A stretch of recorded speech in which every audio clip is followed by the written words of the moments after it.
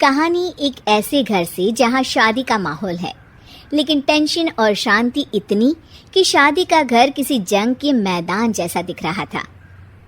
अरे जैसा मर्जी डेकोरेशन कर दो, पैसों की चिंता मत करो। इतना पैसा जब लड़के वालों को दे दिया तो फूल वालों को देने में मुझे क्या दिक्कत है? अरे धीरे बोलो ना, साफ लग रहा है कि फ्रस्ट्रेटेड हो। अरे तुम तो चुप ही रहो। एक बेटी संभाल नहीं पाई। सारा दिन मैं काम पर जाता था, सोचता था घर पर बच्चों को अच्छे से संस्कार मिल रहे होंगे, लेकिन नहीं, मैडम को तो अपनी किटी और फैशन से फुर्सत मिले तब ना। माँ चुपचाप वहां से चली जाती है। समझ में नहीं आता कि आखिर शर्मा खानदान में हो क्या रहा है। कल तक चिड़िया सी फुदकने वाली शीना की शादी यूं अचानक एक मोटे काले लड़के से क्यों हो रही है? शीना कमरे में हाथ में गुड़िया लिए बोलती है, मेरे साथ जो हो रहा है ठीक हो रहा है। तुम तो सब जानती हो, साहिल मेरे लिए भगवान है। अब जब वो ही नहीं मिला तो फिर कोई भी हो, जिंदगी ही तो जीनी है, जी लेंगे। बाहर शीना की बुआ किसी से बात करती है। अरे मोटा नहीं, उसे तो खाते पीते घर का कहते हैं। अब ओबेरॉय का नाम भी किसी को बताने वाली बात है। उनका इकलौता लड़का तो करोड़ों की सामी तो है ही। अरे हमारी शीना बिटिया तो रानी बनेगी, रानी।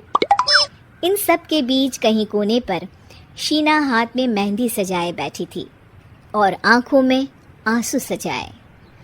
और वो समय भी आ जाता है जब शीना मंडप के नीचे हाथ में वरमाला लिए खड़ी होती है, लेकिन तभी अफरा तफरी मच जाती है। कोई कहता है, अरे लड़के की माँ को हार्ट अटैक आ गया। अरे अच्छी खासी थी, कैसे हो गया? अरे कहते हैं ना, किसी किसी लड़की के पैर अच्छे नहीं होते। हो सकता है कि मनहूस है ये लड़की। शीना पास खड़ी सब सुन रही थी। फिर शीना अपने कमरे में आ जाती है।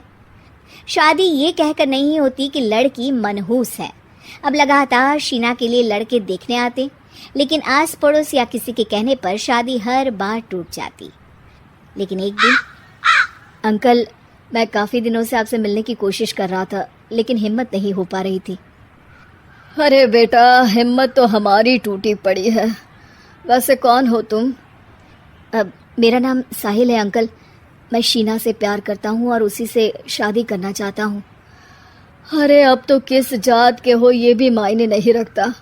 बेटा, मेरी बेटी मनहूस है। ये सब कहते हैं कि इसीलिए उसकी शादी नहीं हो पा रही। अगर तुम शादी करने को तैयार हो तो ठीक है। शीना की शादी साहिल से हो जाती है। अगले दिन साहिल की माँ का देहांत हो जाता है और एक बार फिर लोग शीना को अपशकुनी कहने लगते हैं। अरे खा गई दीदी को ये। अरे क्या जरूरत थी साहिल किसी मनहूस को घर लाने की?